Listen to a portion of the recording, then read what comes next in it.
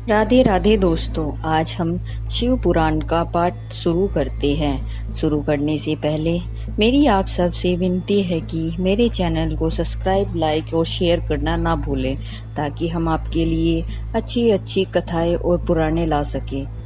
ओम नमः शिवाय। चलो आइए शुरू करते हैं। राधे राधे दोस्तों, आपका फिर से स्वागत है मेरे YouTube चैनल राधे श्याम में। आज हम आपको आगे का भाग सुनाते हैं, रुद्र संहिता का चतुर्थ भाग, जिसमें कुमारों के बारे में बताया गया है। देवताओं द्वारा स्कंद का शिव पार्वती के पास लाया जाना, उनका लाड प्यार, देवों के मांगने पर शिव जी का उन्हें तारक वध के लिए स्वामी कार्तिकेय को देना, कुमार की अध्याय अक्षता में देव सेना का प्रस्थान, मही सागर संगम पर तारकासुर का आना और दोनों सेनाओं में मुठभेड़, वीरभद्र का तारक के साथ घोर संग्राम, पुनः श्री हरि और तारक में भयंकर युद्ध। वंदना करने से जिनका मन प्रसन्न हो जाता है, उन्हें प्रेम अत्यंत प्रिय होता है। जो प्रेम प्रदान करने वाले पूर्णानंदमय भक्तों की अभिलाषा पूर्ण करने वाले, संपूर्ण ऐश्वर्यों के एकमात्र आवास स्थान तथा कल्याण स्वरूप है। सत्य जिनका श्री विग्रह है, जो सत्य में है, जिनका ऐश्वर्य काला बंधित है, जो सत्य प्रिय एवं सत्य प्रदाता है। ब्रह्मा और विष्णु जिनकी स्तुति करते हैं, स्वेच्छानुसार शरीर धारण करने वाले उन भगवान शंकर की मैं वंदना करता हूँ। श्री नारद ने पूछा, देवताओं का मंगल करने वाले देव परमात्मा शिव तो सर्वसमर्थ्य हैं। आत्मा राम होकर भी उन्होंने जिस पुत्र की उत्पत्ति के लिए पार्वती के साथ विवाह किया था, उसके वह पुत्र किस प्रकार उत्पन्न हुआ तथा तारकासुर का वध कैसे किया हुआ। ब्राह्मण, मुझ पर कृपा करके यह सारा वृत्तांत पूर्ण रूप से वर्णन कीजिए। इसके उत्तर से मैं ब्रह्मा जी के कथा प्रसंग सुनाकर कुमार के गंगा से उत्पन्न होने तथा कृतिका आदि 6 स्त्रियों के द्वारा उनके पाले जाने, उन 6 की स्तुति के लिए उनके 6 मुख धारण करने तथा कृतिकाओं के द्वारा पाले जाने के कारण उनका कार्तिकेय नाम होने की बात कही। तदंतर उनके शिव शंकर गिरिजा की सेवा में लाए जाने की कथा सुनाई। फिर ब्रह्मा जी ने कहा, भगवान शंकर ने कुमार को गोद में बैठाकर अत्यंत स्नेह किया। देवताओं ने उन्हें नाना प्रकार के पदार्थ, विद्याएं, शक्ति और अस्त्र शस्त्र प्रदान किए। पार्वती के हृदय में प्रेम समाता नहीं था। उन्होंने हर्षपूर्वक मुस्कुराकर कुमारों को परमोत्तम ऐश्वर्य प्रदान किया, साथ ही चिरंजीवी भी बना दिया। लक्ष्मी ने दिव्य संपन्न तथा एक विशाल एवं मनोहर हार अर्पित किया। सावित्री ने प्रसन्न होकर सारी सिद्धि विद्याएं प्रदान की। मुनि श्रेष्ठ, इस प्रकार वहाँ महोत्सव मनाया गया। सभी के मन प्रसन्न थे, विशेषतः शिव और पार्वती के आनंद का पार नहीं था। इसी बीच देवताओं ने भगवान शिव शंकर से कहा, प्रभु, यह तारकासुर कुमार के हाथ ही मारा जाने वाला है, इसलिए ही यह पार्वती परिपर्ण और कुमार उत्पत्ति आदि उत्तम चरित्र घटित हुआ है। अतः हम लोगों के सुखार्थ उसका काम तमाम करने के हेतु कुमार को आज्ञा दीजिए। हम लोग आज ही अस्त्र शस्त्र से सुसज्जित होकर तारक को मारने के लिए रण यात्रा करेंगे।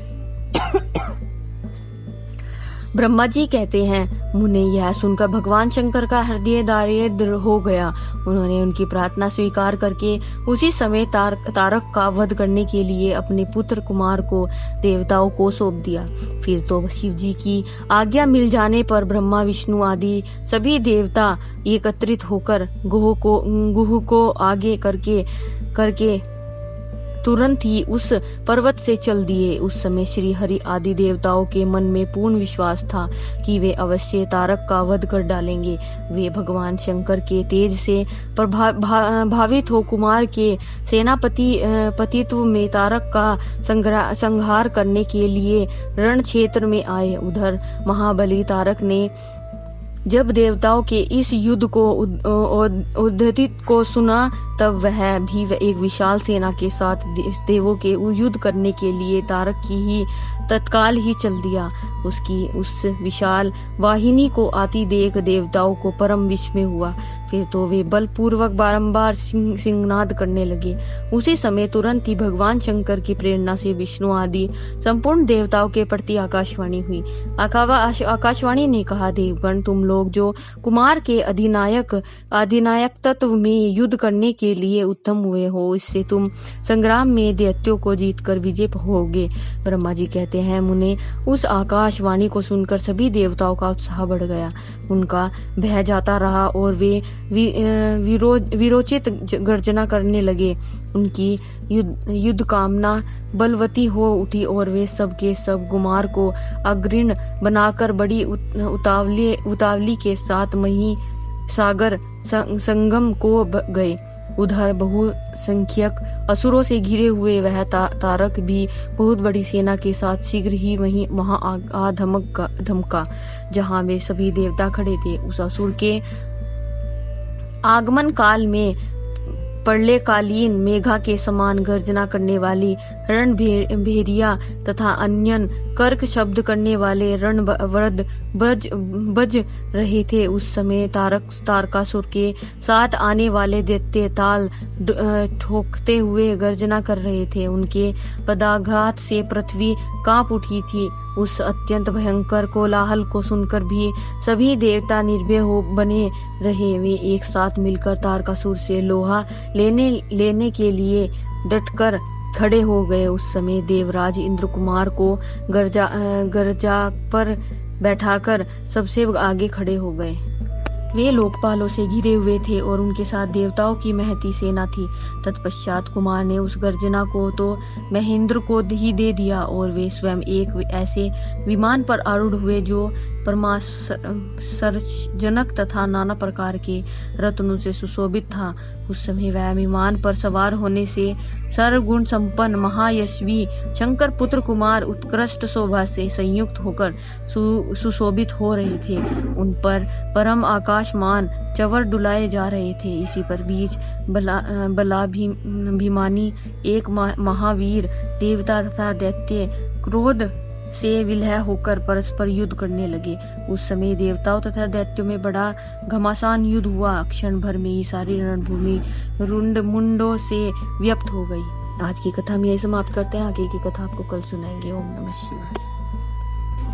अगर आपको मेरी वीडियो अच्छी लगी तो बेल आइकन दबाना ना भूलें ताकि आपको मेरी आने वाली वीडियोस का नोटिफिकेशन मिलता रहे।